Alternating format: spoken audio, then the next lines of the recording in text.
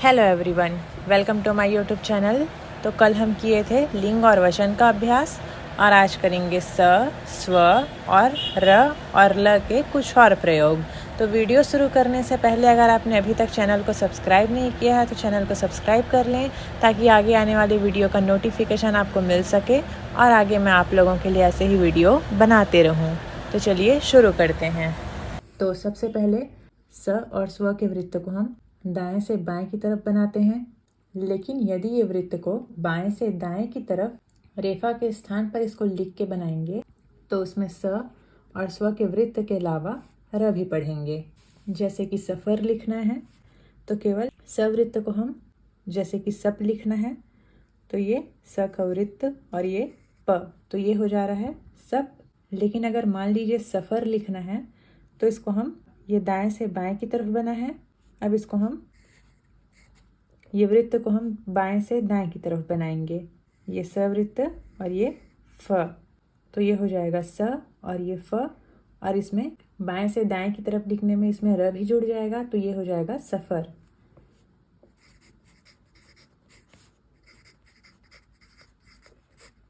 जैसे कि सफरी लिखना है तो ये स वृत्त दाएं से बाएं की तरफ और ये फ, अब तीसरे स्थान में स्वर, तो ये हो जाएगा स, ये फ, अब इसमें र का आंकड़ा जुड़ा हुआ है तो ये हो जाएगा सफ और ये तीसरे स्थान में स्वर यानी कि सफरी। जैसे कि शिखरन लिखना है तो यहाँ पे अप का व्यंजन है। अगर केवल सवृत्त के साथ में ये ख आता तो दाएं से बाएं की तरफ बनता, लेकिन अगर इसमें र जोड़ना होगा हमें तो हम इसको बाएं से दाएं की तरफ बनाएंगे तो ये हो जाएगा श, ये ख है अभी, अब इसमें न का आंकड़ा जोड़ देंगे तो ये हो जाएगा श, ये ख, र का आंकड़ा और ये न। यहाँ पे बिंदी लगा सकते हैं। जैसे कि सुवर्ण लिखना है तो यहाँ पे हम व न बना के ब का प्रयोग करेंगे तो ये हो जाएगा सवृत्त, ये ब और इसी में र जुड़ गया और ये न का आंकड़ा। अब स के स्वर को ब के पहले तीसरे स्थान में लगा देंगे तो ये हो जाएगा सु, ये ब, ये र का आंकड़ा और ये न। अगर इसको व में बनाएंगे तो यहाँ पे व को पूरा बनाना पड़ेगा, सवृत्त व, यहाँ पे र को पूरा बनाना पड़ेगा और ये न का आंकड़ा, तो ये हो जाएगा सुवर्ण। लेकिन जहाँ व आ रहा है वहाँ पे ब का प्रयोग कर सकते हैं और जहाँ पे ब आ रहा है वहाँ पे व का प्रयोग कर सकते हैं। जैसे कि देखिए स्वीकृत लिखना है तो ये सवृत्त के साथ में बनेगा, जैसे कि हम स्व का प्रयोग करते हैं। जैसे कि स्वीकृत लिखना है तो यहाँ पे वृत्त को बड़ा कर देंगे और ये क कर देंगे और ये त का आंकड़ा कर देंगे तो ये हो जाएगा स्व का स्वर को तीसरे स्थान में, ये हो जाएगा स्वी, ये क्री और ये त, तो ये बाएं से दाएं की तरफ बनेगा, इसमें रा आंकड़ा जुड़ा रहेगा क्योंकि, और जहाँ पे केवल मान लीजिए स्वागत आ रहा है तो यहाँ पे हम दाएं से बाएं की तरफ ये वृत्त को बनाएंगे तो ये हो जाएगा स्वागत। जैसे कि स्वाक्षर लिखना है तो ये स्व का वृत्त बनाएंगे पहले, अब यहाँ पे ये वृत्त को बाएं से दाएं की तरफ लिखेंगे क्योंकि इसमें र जुड़ा हुआ है, फिर ये छ जोड़ देंगे तो ये हो जाएगा स्व के स्वर को फिर प्रथम स्थान में लगा देंगे व्यंजन के पहले तो ये हो जाएगा स्वा, ये छ और ये र, इसमें आंकड़ा जुड़ा हुआ है। और अगर केवल स्वच्छ आएगा तो ये स्व कर देंगे दाएं से बाएं की तरफ और ये छ कर देंगे तो ये हो जाएगा स्वच्छ।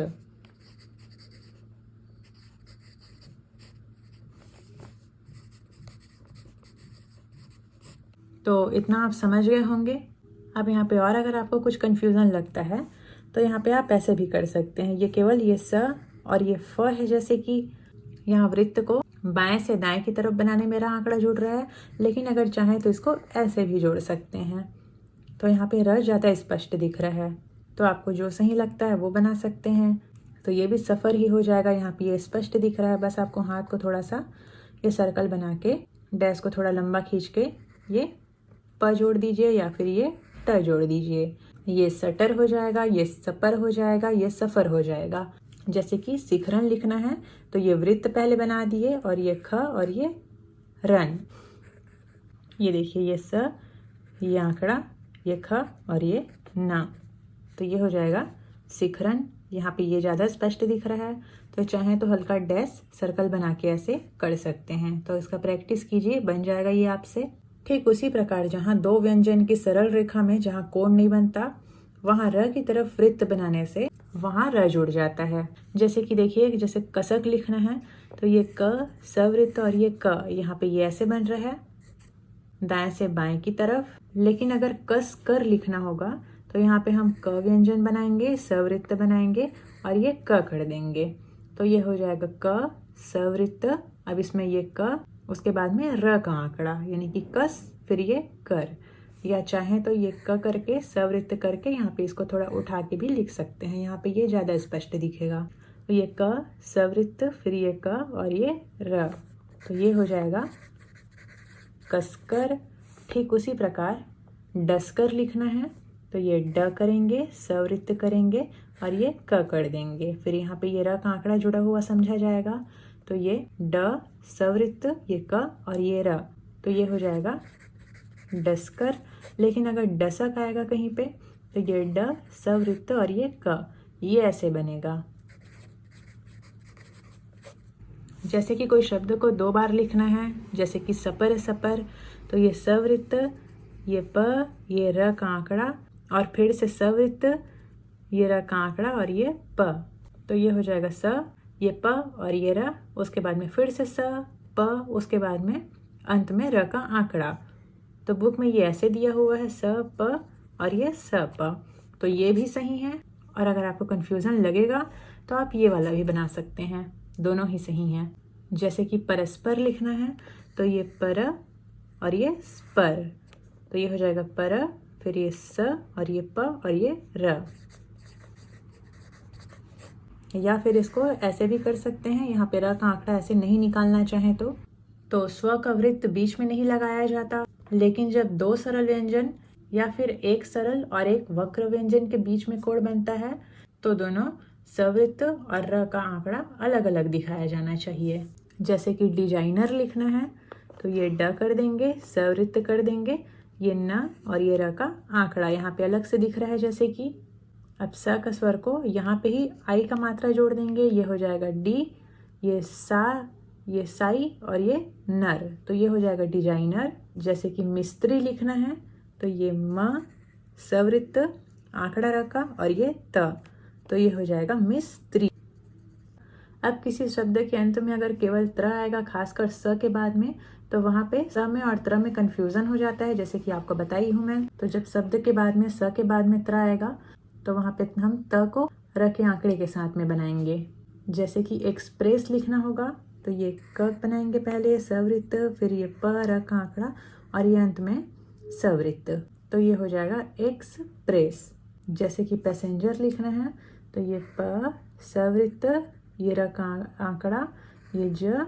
तो ये हो जाएगा पै, फिर ये सै और ये जर, पैसे जर। यहाँ पे न भी जुड़ जाएगा सवृत्त के अंदर में, क्योंकि ये प यहाँ पे ये न भी जुड़ गया, फिर ये सवृत्त इसी में, फिर ये जर।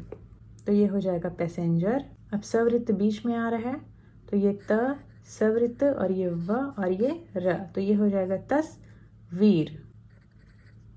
फिर है, यदि किसी सरल व्यंजन रेखा के बाद में सवृत्त आता है और फिर र का आंकड़ा मिला हुआ क वर्ग का अक्षर आता है, जैसे कि कर, गर आदि, तो उसको इस प्रकार लिखना चाहिए। जैसे कि पुष्कर लिखना है तो ये सरल व्यंजन है प, फिर ये स का वृत्त आ गया।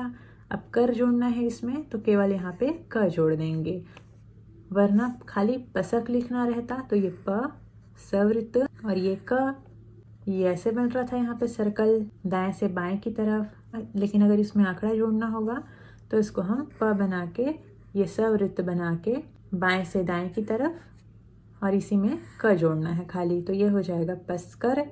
अब स्वर आया हुआ है तो यहाँ पे तीसरे स्थान में ही स्वर लगाएंगे तो ये हो जाएगा पुष्कर। जैसे कि डसकर लिखना है तो ये ड बनाएंगे, ये सवृत्त बनाएंगे और यहीं पर से क कर देंगे तो इसमें र जुड़ जाएगा। तो ये हो जाएगा डस, फिर ये कर। और अगर केवल डसक आएगा तो वहाँ पे हम डसक कैसे बनाएंगे, तो अभी आप इसको याद कर लीजिए, फिर आगे चल के इसका शायद जरूरत आपको उतना ना पड़े। जैसे कि अभी मैं कुछ डिक्टेशन लिखती हूँ तो वहाँ पे मैं शुरू से ही ये वाला दशक बनाती हूँ। अब इसको मैं दशक भी पढ़ती हूँ और इसको डस कर भी पढ़ती हूँ, क्योंकि मेरा इसका प्रैक्टिस हो चुका है। मेरे को इन सब शब्दों में वाक्य से कंफ्यूजन नहीं लगता है, इसलिए मैं पसर आता है तब भी ऐसे लिखती हूँ और पहर आता है तब भी मैं ऐसे ही लिखती हूँ। या पह समझिए, पह आता है तब भी ऐसे लिखती हूँ, पसर आता है तब भी ऐसे लिखती हूँ। लेकिन अब आप सीख रहे हैं तो आपको ये सब नियम पता रहना चाहिए। फिर आगे चल के आप जैसे भी बनाएं, फिर वो आगे आपकी मर्जी होगी, लेकिन अभी आपको ये सब नियम पता होना चाहिए। फिर है वक्र रेखा में सवृत्त आदि या मध्य में रेखा वाले आंकड़े के भीतर इस प्रकार लिखा जाता है कि दोनों वृत्त और रेखा साफ साफ प्रकट हों। जैसे कि वक्र रेखा में सदर लिखना है तो वहां पे हम इस वाले, जैसे सरल व्यंजन में केवल बाएं से दाएं की तरफ बना रहे थे ये वृत्त को, तो उस प्रकार से हम वक्र व्यंजन में नहीं करेंगे। जैसे कि सदर लिखना है तो वहां पे ये वृत्त को पहले बनाएंगे, फिर ये र का आंकड़ा अलग से बनेगा और ये द अलग बनेगा, तो ये होगा सदर। या फिर ये स, ये द और ये र, एक ये बायां सदर और एक ये दायां सदर। तो यहाँ पे सवृत्त अलग दिखना चाहिए, र का आंकड़ा अलग दिखना चाहिए। जैसे कि समर लिखना है तो ये वृत्त बनाएंगे पहले, गोल सर्कल, फिर यहाँ पर से र का आंकड़ा और ये माँ कर देंगे, तो ये हो जाएगा समर। ये वृत्त, ये माँ और इसी में र का आंकड़ा अलग से दिखना चाहिए। जैसे कि जसोधर लिखना है तो ये ज बनाएंगे, स का वृत्त बनाएंगे और ये ध बनाएंगे, तो ये हो जाएगा ज सवृत्त। यहाँ पे आंकड़ा अलग से दिख रहा है कि यहाँ पे र का आंकड़ा हुआ है, तो ये हो जाएगा ज। फिर स के लिए ध के पहले स्वर, ये हो जाएगा ज, ये सो और ये ध, फिर ये आंकड़ा, तो इसको हम जसोधर पढ़ेंगे। जैसे कि बस्तर लिखना है तो ये ब बनाएंगे, सवृत्त बनाएंगे, ये र का आंकड़ा यहाँ पे स्पष्ट दिख रहा है, फिर ये त कर देंगे, तो ये हो जाएगा बस और ये तर। जैसे कि दस्तर लिखना है तो ये द बनाएंगे, स का वृत्त बनाएंगे और ये त बनाएंगे, तो ये हो जाएगा दस और ये तर। या फिर बाएं द के साथ में ये द, ये स का वृत्त और ये तर, तो ऐसे यहाँ पे स्पष्ट दिखना चाहिए ये। और अगर केवल द स त आता, ये द स वृत्त और ये त, तो इसको हम ऐसे बनाते हैं, लेकिन यहाँ पे र का आंकड़ा आया हुआ है तो यहाँ पे हमको थोड़ा सा र का आंकड़ा दिखाने के लिए थोड़ा दूर से इसको आंकड़ा बना के लिखना है, तो ये हो जाएगा दस्तर। अब याद रखिएगा, स्व का वृत्त वक्र रेखा में र के स्थान में नहीं आएगा। जैसे स्वतः लिखना है तो ये स्व और ये त कर देंगे और ये ह, तो जब भी स्वतः आएगा तो ये स्व करेंगे, त करेंगे और ये र कर देंगे नीचे आने वाला। यहाँ पे र नहीं जुड़ेगा स्व के बाद में, वक्र रेखा के अंदर में। तो वक्र रेखा में ये र का आंकड़ा, तो जैसे कि ये सवृत्त र का आंकड़ा वक्र रेखा में ऐसे बन रहा है, इसी तरह इसमें सवृत्त ल के आंकड़े के भीतर में अलग से लगाया जाता है। और ल आंकड़े के भीतर में चाहे रेखा सरल हो या वक्र, इसमें स्व का वृत्त बिल्कुल भी नहीं लगता। जैसे देखिए ये स्वच्छ है, ये सफर है, लेकिन हमको सजल लिखना होगा तो यहाँ पे ये स का वृत्त बना के ये ज कर देंगे, तो ये हो जाएगा स, ये ज और ये ल का आंकड़ा। जैसे सफल लिखना है तो यहाँ पे सफर हम कैसे लिख रहे थे, बाएं से दाएं की तरफ बना रहे थे इसके वृत्त को, और अगर दाएं से बाएं में बना रहे थे जैसे कि सब में दाएं से बाएं की तरफ, तो केवल ये सब लिखा हुआ था, लेकिन अब हमें सफल लिखना होगा, तब हम ये स का वृत्त बनाएंगे पहले, फिर ये यहाँ पे डैश निकाल के ये फ कर देंगे, तो ये हो जाएगा स, ये फ और ये ल का आंकड़ा, तो ये होगा सफल।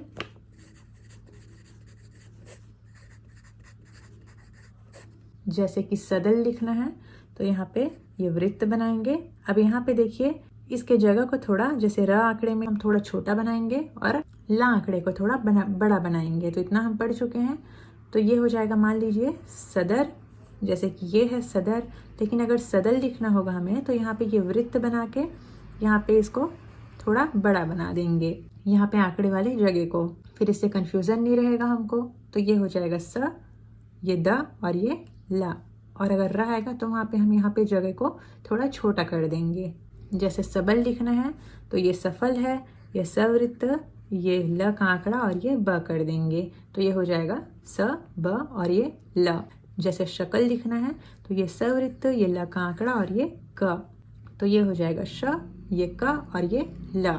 तो इस प्रकार जब सवृत्त और ल का आंकड़ा बीच में आता है तो सवृत्त उस ल के आंकड़े में इस प्रकार लगाया जाता है कि दोनों साफ साफ दिखाई दे।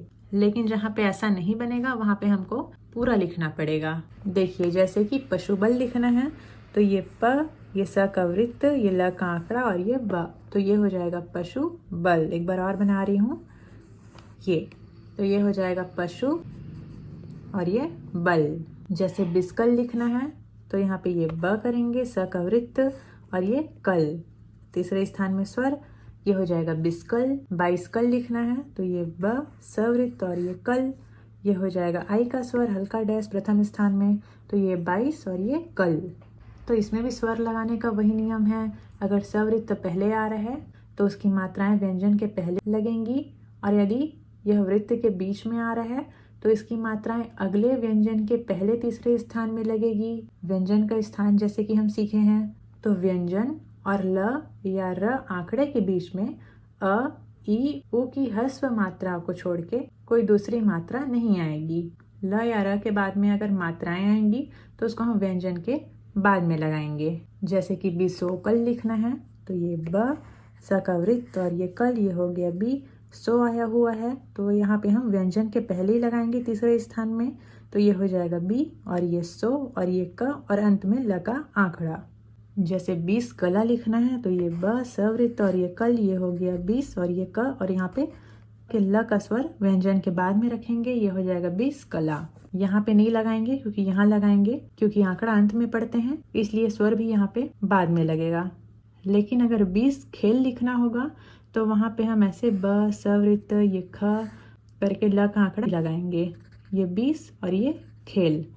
तो ऐसे भी लिख सकते हैं 20 खेल को, या फिर ब, सवृत्त और ये ख और ये ल। अब यहाँ पे ल आंकड़ा को अलग से लिखे हैं तो इसलिए दाएं से बाएं की तरफ बन रहा है ये वृत्त, लेकिन अगर आंकड़े के साथ में लगा के लिखेंगे तो दाएं से बाएं की तरफ बनेगा। तो यहाँ तक आप समझ चुके होंगे। ठीक उसी प्रकार और ये भी पढ़ चुके कि जब र या ल का आंकड़ा किसी व्यंजन में मिलता है तो या तो उनके बीच कोई मात्रा नहीं रहती या फिर सिर्फ ह्रस्व स्वर यानी कि अ, ई या ओ की मात्रा आती है। जैसे कि प्रेम, ये आंकड़ा, ये प और ये म। अब यहाँ पे प्रेम है तो यहाँ पे हम प के बाद में स्वर लगाएंगे, दूसरे स्थान में ये हो जाएगा प्रेम। जैसे कि बल्ब लिखना है केवल तो ये बल और ये ब, या फिर प्रतिभा लिखना है तो ये प्र, ये त और ये भ। तो यहाँ पे हम ती के लिए भ के पहले लगा सकते हैं स्वर, ये हो जाएगा प्रतिभा। जैसे केवल प्लूत लिखना है, ये आंकड़ा ल का, ये प और ये त का आंकड़ा, अब ल में स्वर है तो भी हम त के बाद में तीसरे स्थान में स्वर लगाएंगे, तो यहाँ पे ये हो जाएगा प्लूत। अब देखिए यदि र और ल आंकड़े और व्यंजन के बीच दूसरे दीर्घ स्वर आते हैं और र या ल के बाद हस्त स्वर को छोड़कर कोई दीर्घ स्वर नहीं आते हैं, और तब अगर सुविधानुसार अच्छे संकेत बनते हैं तो उनके बीच की आ, उ, ए और ओ की मात्रा को क्रमशः इन चिन्हों से सूचित कर सकते हैं। जैसे कि एक ये है डैश, ये हमको उल्टा कर देंगे ये, और ये एक ने, और ये हमको सीधा लिख देंगे। तो ये आ का चिन्ह को आंकड़े के सिरे पर लिखा जाता है। जैसे कि पार्सल लिखना है तो ये पार्सल कर देंगे, अब यहाँ पे सिरे में इसके यानी कि ऊपर में ये डैश को लिख देंगे, तो ये हो जाएगा पार्सल। और दूसरी मात्राएं अपने स्थान पर ही रखी जाती है। जैसे कि घोड़तम लिखना है तो ये हो गया घर, और ये तम, यहाँ पे हम ये उल्टा वाले सीधा वाले म को लगा देंगे, तो ये हो जाएगा घोड़तम। जैसे कि मार्केस लिखना है तो पहले ये मर और ये कस करेंगे, क के बाद स्वर, अब यहाँ पे म में स्वर है तो इसके लिए यहाँ पे सीधा डैश लगा देंगे, तो ये हो जाएगा मार और ये केस। लेकिन देखिए इसका कोई खास ज़रूरत नहीं है, इसको सिर्फ याद रखिएगा बस, इसका उतना प्रयोग नहीं होगा। तो आ का स्वर या ओ का स्वर तो इस प्रकार से लगेगा ये स्वर, और दूसरी मात्राएं यथाविधि अपने स्थान पर रखी जाती है। व्यंजन और ल या र आंकड़े के बीच ई, अ आदि की दूसरी मात्राएं आने पर जिससे ल या र अपने पहले वाले व्यंजन के साथ न पढ़ा जाकर पिछले वाले व्यंजन के साथ पढ़ा जाए या अकेले पढ़ा जाए, तो वहाँ पे हम संकेत को पूरा बनाएंगे। जैसे कि अकोला तो ये हो गया क, अब यहाँ पे ल अलग से पढ़ा जा रहा है। तो ये हो जाएगा अ, यहाँ पे भी स्वर है, ये हो गया को और ये ला, तो ये हो जाएगा कोला। जैसे मझोला लिखना है तो ये कटा हुआ म, ये झ और ये ल, ये हो जाएगा मझोला। तो इस प्रकार है। ये मात्रा इतना सीखना जरूरी नहीं है, बस इसको याद रखिए कि ऐसा भी होता है करके। अब देखिए सरल रेखा के अंत में न आंकड़े के स्थान पर यदि सवृत्त लिख दिया जाता है तो उसमें न भी लगा हुआ समझा जाता है। जैसे कि कंस लिखना है तो केवल अगर कस लिख रहे हैं तो ये क बना के स कर दिए दाएं से बाएं की तरफ। लेकिन अगर कंस लिखना होगा तो यहाँ पे हम क कर देंगे और ये आंकड़ा को बाएं से दाएं की तरफ बनाएंगे। ये हो गया कन। अभी वृत्त को गोल कर देंगे तो ये हो जाएगा क, फिर इसी में न और स, तो इसमें कंस जुड़ा हुआ कंस पढ़ेंगे। जैसे कि हंस तो ये ह और ये न का आंकड़ा और ये सवृत्त, तो ये हो जाएगा हंस। और अगर केवल हंस लिखना है तो ये ह और ये स, त का आंकड़ा लगाते हैं उस तरफ बनेगा ये। अब अगर ये डैश को हम यहाँ पर से निकाल देंगे तो इसमें ई की मात्रा पढ़ी जाएगी। जैसे कि हंसी तो ये ह, ये न का आंकड़ा, ये सवृत्त और यहाँ पर से डैश, तो ये हो जाएगा हंसी। ठीक उसी प्रकार वक्र रेखा में भी ये सवृत्त न आंकड़े के अंदर से ही लगाया जाता है, लेकिन इस वृत्त को भी डैश के रूप में बढ़ा देने से आखिरी में ए की मात्रा पढ़ी जाती है। जैसे कि मानस लिखना है तो ये म, ये न का आंकड़ा और यहाँ पर से सवृत्त, तो इसमें न भी जुड़ गया बीच में तो ये हो जाएगा मानस। और अगर मानसी लिखना है तो ये म, न का आंकड़ा, सवृत्त और यहाँ पर डैश निकाल देंगे तो इसमें ई का स्वर जुड़ जाएगा तो ये हो जाएगा मानसी। लेकिन यदि ई के अलावा कोई दूसरी मात्रा आएगी तो वहाँ पे संकेत को पूरा लिखा जाएगा। जैसे कि मनसा लिखना है तो ये म, ये न और ये सा। तो ये था स, स्व और र ल का कुछ और प्रयोग। तो आज के लिए इतना ही। तो उम्मीद है समझ गए होंगे, बार बार इसका प्रैक्टिस करना है बना के। तो आज के लिए इतना ही। अब कल हम करेंगे शब्द चिन्ह। तो वीडियो पसंद आया होगा तो लाइक कीजिएगा, चैनल में नए हैं तो सब्सक्राइब कीजिएगा और शेयर कीजिएगा। Thanks for watching.